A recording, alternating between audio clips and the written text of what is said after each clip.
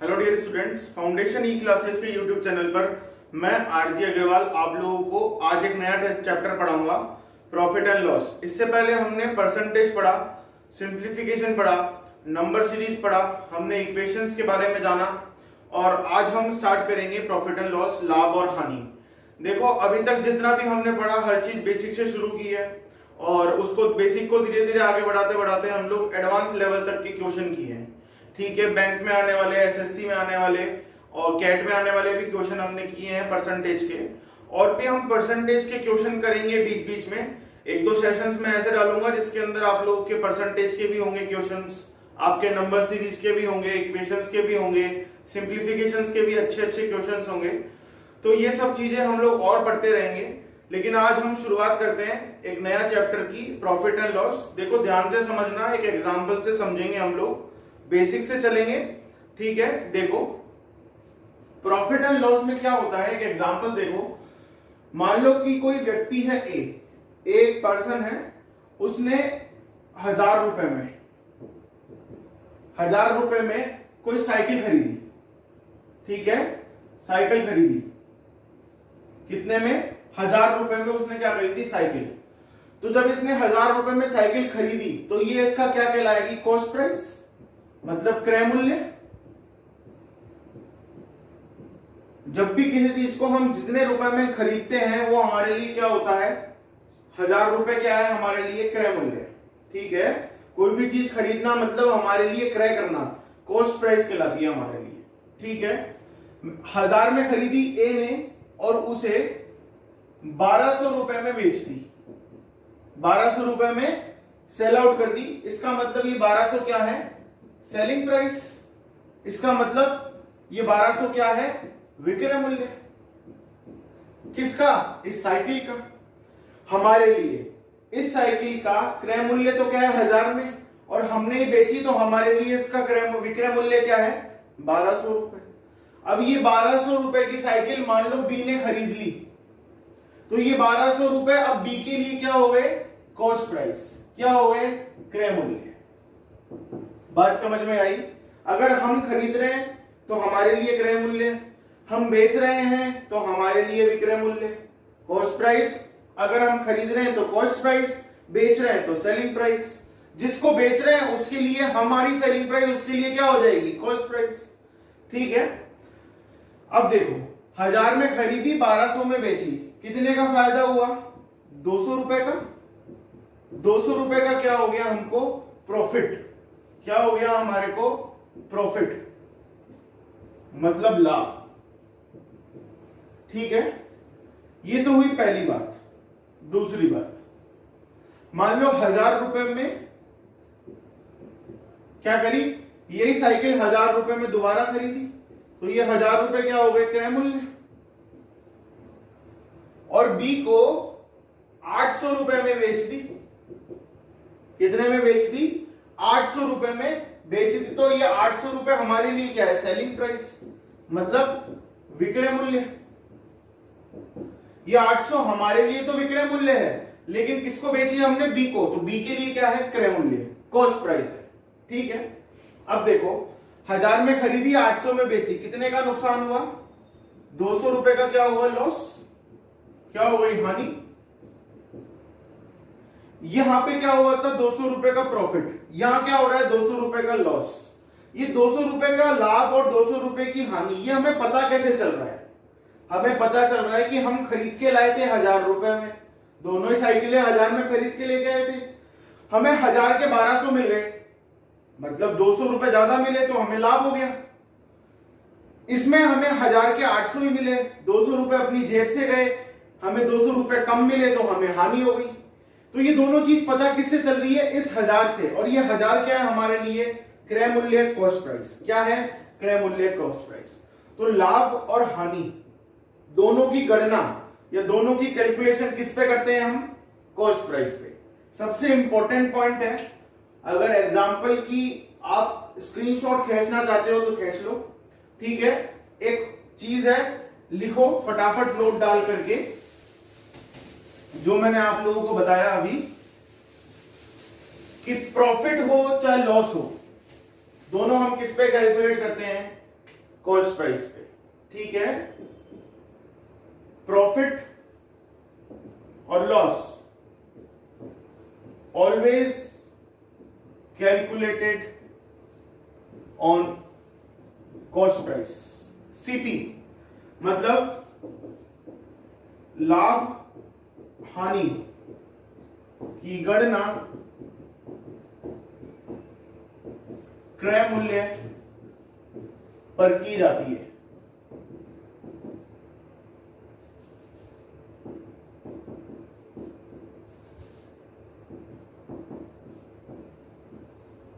ठीक है, हिंदी मेरी थोड़ी सी कमजोर है बस।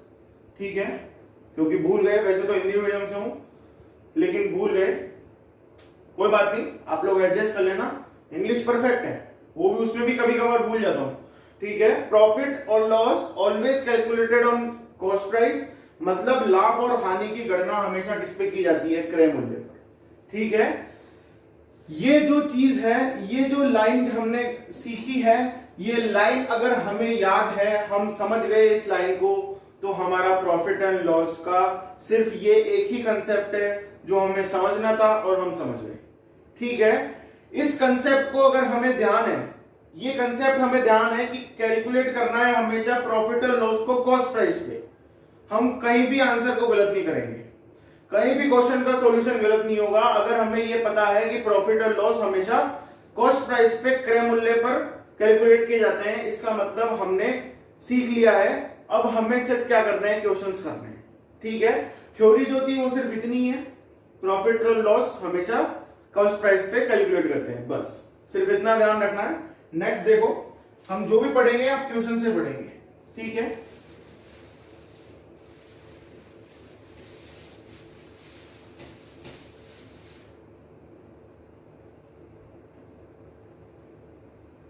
देखो हमारे पास कोई क्वेश्चन है, मान लो जिसकी कॉस्ट प्राइस तो लिखी हुई है हमारे पास 1720 रुपए, प्रॉफिट हमें दिया हुआ है 12.5%। ठीक है, तो सेलिंग प्राइस क्या होगी? देखो हिंदी वाले थोड़ा समझो, सीपी का मतलब होता है क्रय मूल्य, क्रय मूल्य, प्रॉफिट का मतलब लाभ। बार बार लिखने से मतलब नहीं है, थोड़ी इंग्लिश आनी चाहिए। और एसपी का मतलब सेलिंग प्राइस का मतलब विक्रय मूल्य। ठीक है, हमें क्या दिया हुआ है? क्रय मूल्य, लाभ दिया हुआ है प्रतिशत में, और विक्रय मूल्य पूछ रहा है। देखो हम जानते हैं कि प्रॉफिट की गणना, प्रॉफिट की कैलकुलेशन हम हमेशा कॉस्ट प्राइस पे करते हैं। तो निकाल लो हमें कितना प्रॉफिट हुआ, कॉस्ट प्राइस का कितना प्रॉफिट हुआ? 1720 कॉस्ट प्राइस है, इसका 12.5% हमको क्या हुआ? प्रॉफिट हुआ। ठीक है, 12.5% को हम क्या लिखते हैं? अगर परसेंटेज में आते हो तो 1/8, 8 से डिवाइड कर दो इसको, कितना हो गया? 8 दूनी 16। ठीक है, बचे कितने? 1, 8 एकम 8। ठीक है, देखो 8 दूनी 16 बचे 1, 12 हो गए, 8 एकम 8, 8 पंजे 40, कितना आया? 215 रुपए। प्रॉफिट निकाला हमने कॉस्ट प्राइस पे 12.5% का मतलब 1/8, तो 215 रुपए का प्रॉफिट आया। लाभ कितना आया? 215। तो बेचा कितने पे हमने? कॉस्ट प्राइस प्लस प्रॉफिट, मतलब क्रय मूल्य प्लस लाभ, दोनों मिलके क्या बनते हैं? विक्रय मूल्य। क्रय मूल्य कितना था? 1720। लाभ कितने का हुआ? 215 का। कितने में बेच दी? 1935 रुपए। ये 1935 क्या है हमारे पास? Selling price. ठीक है, बात समझ में आई? अगर मान लो ये प्रॉफिट की जगह लॉस होता, क्या होता? लॉस।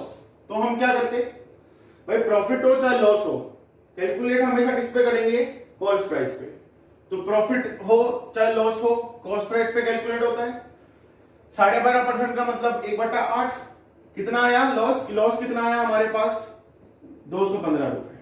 ठीक है, जब लॉस दिया हुआ है इसका मतलब देखो, अगर प्रॉफिट दिया हुआ है तो सेलिंग प्राइस का फॉर्मूला ये होता है, विक्रय मूल्य का फॉर्मूला क्या होता है?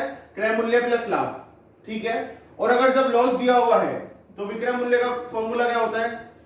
क्रय मूल्य माइनस हानि। ठीक है, 1720 में से क्या माइनस कर देंगे? 215। कितने रुपए में बेची? 1505 रुपए में। हानि हो गई इसको, सही बात है भैया, 1720 में खरीदा, 1505 में बेचेगा तो माइनस ही करना पड़ेगा, हानि को तो माइनस ही करना पड़ेगा, तभी जाके विक्रय मूल्य आएगा हमारे पास। तो ये बात समझ में आई हमारे को कि लॉस हो चाहे प्रॉफिट हो, हमेशा किस पे कैलकुलेट होता है, कॉस्ट प्राइस। ठीक है, नेक्स्ट देखो, समझ में आ जाएगा धीरे धीरे। अगर प्रॉफिट दिया हुआ है तो कॉस्ट प्राइस में जोड़ दो, लॉस दिया हुआ है तो कॉस्ट प्राइस में से घटा दो, हमारे पास क्या आ जाएगा, सेलिंग प्राइस मतलब विक्रय मूल्य। ठीक है, नेक्स्ट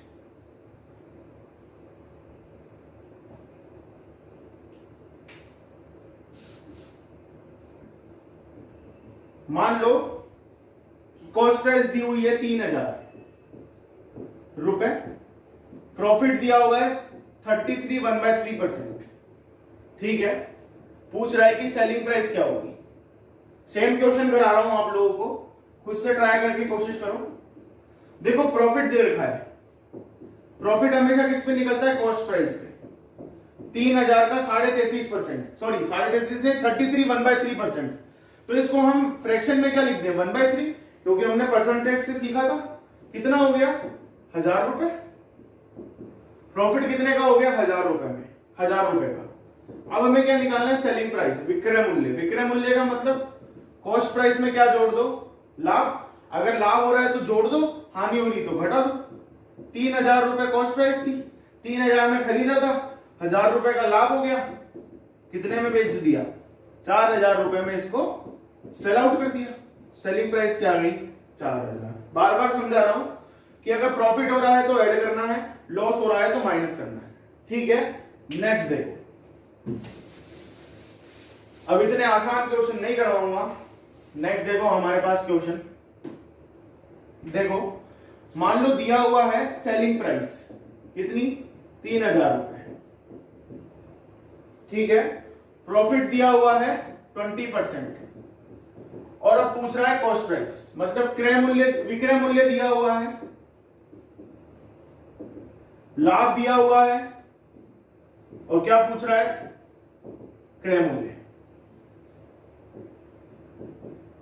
ठीक है, विक्रय मूल्य दिया है, पहले क्रय मूल्य देता था, लाभ देता था, हमें विक्रय मूल्य निकालना होता था। ठीक है, मतलब पहले कॉस्ट प्राइस देता था, प्रॉफिट देता था या लॉस देता था, हमें क्या पूछता था, सेलिंग प्राइस। अब उसने उल्टा कर दिया क्वेश्चन। क्वेश्चन क्या उल्टा हो गया, सेलिंग प्राइस दे दी, प्रॉफिट दे दिया, पूछ रहा है कितने में खरीदा। देखो कैसे करते हैं इस क्वेश्चन को। हम तो ये जानते हैं कि हमें प्रॉफिट दे रखा है, और प्रॉफिट किस पे कैलकुलेट होगा, कॉस्ट प्राइस पे। ठीक है, इतना हमने सीखा था फर्स्ट लाइन में कि प्रॉफिट हो चाहे लॉस हो, हमेशा क्रय मूल्य पे गणना होती है, क्रय मूल्य पे कॉस्ट प्राइस पे कैलकुलेट होता है। तो मान लिया हमारी कॉस्ट प्राइस कितनी है, 100, लाभ कितना हुआ, प्रॉफिट कितना हुआ, 20%। किसका 20%, 100 का 20%, इसका कॉस्ट प्राइस का 20% लाभ हुआ। लाभ कितना हुआ हमारे को, कॉस्ट प्राइस का 20%, मतलब 20 का लाभ हुआ। अगर कॉस्ट प्राइस 100 रुपए मानी हमने, लेट मानी कॉस्ट प्राइस 100 रुपए है, तो प्रॉफिट कितना हुआ, 20%, मतलब 20 का। तो वस्तु बिकी कितने में, cost price plus profit. Cost price कितना है 100, प्रॉफिट कितना है 20, तो कितने में बिकी, सेलिंग प्राइस क्या आई, 120। हमारे हिसाब से सेलिंग प्राइस कितनी आई, 120, और क्वेश्चन में कितनी दे रखी है, 3000 रुपए। एक की वैल्यू कितनी आई, 3000 बट्टा 120 रुपए। हमें क्या निकालना है, 100 की वैल्यू। 100 की वैल्यू कितनी आएगी, 3000 बट्टा 120 गुणा 100 रुपए। कर लो कैलकुलेट। 12 से 12 दूना 24, 12 पंजे 60, 250 इंटू 10, 100 यहां पर कितना आ गया, 2500। और ये 100 क्या है, कॉस्ट प्राइस। तो कॉस्ट प्राइस कितनी आ गई, 2500 रुपए। अब देख लो इसमें 20% लाभ होगा, मतलब कितना रुपए का होगा लाभ, 500 रुपए का लाभ हो गया, और 500 और 2500 3000 रुपए में बिकी, आ गए 3000 रुपए। इसका मतलब हमने जो किया है वो हमारा सही है। ठीक है, बात समझ में आई। अगला देखो क्वेश्चन, वही करना है जो हम परसेंटेज में कर रहे थे। मैंने क्या कहा था परसेंटेज की शुरुआत में कि हम जो भी करेंगे परसेंटेज में वो सब बेसिक है, डायरेक्टली इनडायरेक्टली हर चैप्टर में परसेंटेज काम आएगा। ठीक है, तो देख लो परसेंटेज में हमने कंपैरिजन करना सीखा था, 1 की वैल्यू निकालना, 100 की वैल्यू निकालना, वो काम आ रही है हमारे। ठीक है, अब देखते जाओ। देखो ये हमारे पास क्वेश्चन है। क्वेश्चन क्या कह रहा है कि एक आर्टिकल है जिसको 2160 रुपए में बेचा, 2160 रुपए में बेचा, और जब 2160 में बेचा तो 10% का लॉस हुआ। ठीक है, अब ये कह रहा है कि अगर 2160 की बजाय उसको 2880 रुपए में बेचते तो कितना परसेंट लाभ होता। देखो क्वेश्चन हमें कह रहा है कि एक आर्टिकल है जिसकी सेलिंग प्राइस क्या है हमारे पास 2160 रुपए, और लॉस कितना है 10% का। ठीक है, तो पहले हम क्या करें, इसकी कॉस्ट प्राइस निकाल लें, कॉस्ट प्राइस फाइंड आउट कर लें। देखो कैसे करें कॉस्ट प्राइस फाइंड आउट। माना कि कॉस्ट प्राइस कितनी है 100, लॉस कितना हो गया 10% का मतलब 10 का, कॉस्ट प्राइस पे लॉस कितना हो गया 10% का मतलब 10 का, तो सेलिंग प्राइस कितनी हो गई 100 में से 10 गए तो 90। हमारे हिसाब से 90 और क्वेश्चन के हिसाब से 2160 रुपए। एक की वैल्यू कितनी आई 2160 बट्टा 90 रुपए, और 100 क्या है हमारी कॉस्ट प्राइस, ये क्या है हमारी कॉस्ट प्राइस। ठीक है, तो ये कितनी आई बट्टा 90 इंटू 100, 1 0 से 1 0 गया, कितना हो गया 9 दूनी 18, 9 चौक 36, 2400 रुपए हो गए। तो ये क्या गई हमारी कॉस्ट प्राइस, कितनी आई उस आर्टिकल की 2400 रुपए। ठीक है, अब देखो हमारे पास आर्टिकल की कॉस्ट प्राइस कितनी निकल गई 2400 रुपए। अब ये क्या कह रहा है कि कॉस्ट प्राइस तो है 2400, अब इसे अगर 2880 में बेचता तो कॉस्ट प्राइस 2400, सेलिंग प्राइस 2880, कितने का प्रॉफिट हो गया 480 रुपए का प्रॉफिट हो गया। और प्रॉफिट हमेशा किस पे कैलकुलेट होता है, कॉस्ट प्राइस पे। 480 का प्रॉफिट था, कैलकुलेट किस पे करेंगे कॉस्ट प्राइस पे। कॉस्ट प्राइस कितनी है 2400, ये क्या बन गया फ्रैक्शन, इसको 100 से मल्टीप्लाई कर दो, क्या आ जाएगा हमारे पास प्रॉफिट परसेंटेज, कितना हो गया 2 0 से 2 0 गया, 24 दूना 48, 20% क्या हो गया इसको प्रॉफिट। ठीक है, 20% क्या हो गया इसको प्रॉफिट। ऐसे सॉल्व करते हैं। देखो इतना बड़ा सॉल्यूशन नहीं है इसका जितना आप लोग समझ रहे हो। ठीक है, सॉल्यूशन क्या है, सॉल्यूशन करने को मैं एक लाइन में भी करके दिखा सकता हूं आप लोगों को, लेकिन ये चीज मैंने आप लोगों को क्यों बताई, ताकि आप लोग इसका कंप्लीट प्रोसीजर समझें। ठीक है, ये बेसिक से स्टार्ट करा, बेसिक पे खत्म किया है। ठीक है, जब आप लोगों को बेसिक की पकड़ हो जाएगी आप अपने आप ही लिख दोगे। क्या लिखोगे आप लोग, देखो कैसे लिखोगे आप लोग, एक लाइन में कैसे लिखोगे इसको कि सर हमें 2160 रुपए का बेचा, 10% का लॉस हुआ मतलब 90 बेची। अब ये 90 तुम्हारे अपने आप दिमाग में आ जाएगा, तो 2160 बट्टा 90, एक की वैल्यू आ गई 100, हमारा क्या था कॉस्ट प्राइस। ठीक है, अब यहां पे आप 100 नहीं लिखोगे, अब दोबारा देखना आप कभी भी इसको 100 नहीं लिखोगे। अभी हम लिख लेते हैं, ये किसकी वैल्यू आ गई मेरे पास कॉस्ट प्राइस की वैल्यू, कॉस्ट प्राइस आ गई। अब हमारे पास क्या आ गई है कॉस्ट प्राइस डायरेक्ट आ गई, देखो कितनी आ गई हमारे पास 2400 रुपए। ठीक है, इतना सब करना नहीं पड़ेगा हमको, डायरेक्ट आ जाएगी। कब आएगी, जब इन सब की प्रैक्टिस होगी। आपको ये पता चल जाएगा देखते ही कि हमारे को 90 रुपए में मिली ये चीज, 90 में बेची है हमने। ठीक है, बार बार मानने की जरूरत नहीं पड़ेगी हमको कि पहले कॉस्ट प्राइस को 100 मान लिया, 10 का लॉस हो गया, 90 में बेची। ठीक है, ये कब आएगा 90 अपने आप, आपको कब दिमाग में आएगा, जब आप प्रैक्टिस करोगे इस चीज। ठीक है, अब आपके पास ये 2400 रुपए अपने आप आ गए। कैसे आ गए, आपको प्रैक्टिस थी, आपको पता था कि हमने 90 में बेची, क्वेश्चन के हिसाब से 2160 में डिवाइड बाय 90 इंटू 100 मतलब हमारे पास कॉस्ट प्राइस आ गई। ये दे रखी है हमको सेलिंग प्राइस, कितनी हो गई 480 रुपए का फायदा हो गया, डिवाइडेड बाय 2400 इंटू 100, कितना आ गया 20%। मात्र इतनी सी जगह में 2 स्टेप में क्वेश्चन सॉल्व हो गया। कब होगा, जब आप लोगों को प्रैक्टिस होगी। ठीक है, अभी सिर्फ कंसेप्ट समझते जाओ। ठीक है, नेक्स्ट देखो क्वेश्चन, ये क्वेश्चन है हमारे पास कि कोई आर्टिकल है जिसको 10% लॉस में बेचा, ठीक है। 10% लॉस में बेचने के बाद उसने सोचा कि अगर मैंने जितने में बेचा है उससे 135 रुपए ज्यादा में बेचता तो मुझे 5% का फायदा होता। तो पूछना ये चाह रहा है कि उस आर्टिकल की, उस वस्तु की कॉस्ट प्राइस मतलब क्रय मूल्य कितना था। तो देखो सॉल्व करते हैं। माना कि क्रय मूल्य कितना था 100, ठीक है। 100 रुपए क्रय मूल्य था, मान ला 100 कितना था क्रय मूल्य। इसने पहले कितने में बेचा 10% लॉस में, मतलब 90 में बेचा। अब ये क्या कह रहा है कि अगर 135 ज्यादा में बेचता, अब 90 में से तो 135 जोड़ नहीं सकता। क्यों नहीं जोड़ सकता, मैंने आपको पहले ही बताया था कि ये तो क्या है इमेजिनरी, हमारे द्वारा मानी गई वैल्यू, और 135 क्या है रियल वैल्यू, क्वेश्चन के द्वारा मानी गई वैल्यू।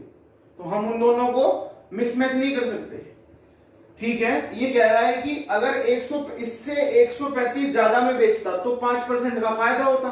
फायदा भी किस पे होता है, कॉस्ट प्राइस पे। तो कितने में बिकती वस्तु 105 में, भाई 5% का फायदा होता मतलब 105 में बेचता। देखो क्वेश्चन के हिसाब से उसने पहले 90 में बेची और बाद में 105 में बेची। तो क्वेश्चन के हिसाब से जब उसने 90 में बेची तो उसको 10% का लॉस हुआ, और 105 में बेची तो 5% का फायदा हुआ। तो 90 से इसने कितने ज्यादा में बेची, क्वेश्चन के हिसाब से 15 ज्यादा में बेची। 90 प्लस 15 105, और हमारे हिसाब से क्वेश्चन के हिसाब हमारे हिसाब से तो 15 ज्यादा में बेची, और क्वेश्चन के हिसाब से 135 रुपए। एक की वैल्यू कितनी आई 9 रुपए। हमें क्या निकालना है 100 की वैल्यू कितनी आई 900 रुपए। तो कॉस्ट प्राइस उस वस्तु का क्रय मूल्य कितना आया 900 रुपए। बात समझ में आया, बात समझ में आई। हम क्या चाह रहे हैं, हम चाह रहे हैं कि हम कॉस्ट प्राइस से पहले हमने हमारी वैल्यूज निकाली। हमारी वैल्यू में देखा कि ये 90 है, 90 से कितने ज्यादा में बेचने पर 5% का फायदा होगा 15 ज्यादा बेचने पर, और क्वेश्चन के हिसाब से 135। एक की वैल्यू 9 और 100 हमारा क्या था कॉस्ट प्राइस, और हमें निकालना भी क्या है क्रय मूल्य मतलब कॉस्ट प्राइस ऑफ आर्टिकल, ठीक है। बात समझ में आई। तो देखो हम आगे भी ऐसे ही पढ़ेंगे। जो प्रॉफिट एंड लॉस है, जो लाभ और हानि है जो लाभ और हानि है, जो आगे भी हम लोग पढ़ते रहेंगे। अभी तो ये शुरुआत ही है, और आगे काफी सारी वीडियोस बनेगी इस पे, परसेंटेज के क्वेश्चंस वगैरह इन सब पे भी मैं बीच बीच में बना करके वीडियोस अपलोड कर दूंगा आप लोगों के लिए। सो आप लोग टेलीग्राम भी मेरा फॉलो कर सकते हैं, वहां पे भी मैं कंटेंट्स प्रोवाइड करता रहता हूँ। और वीडियोस अगर पसंद आती है तो लाइक शेयर और सब्सक्राइब करते रहो। थैंक यू, धन्यवाद।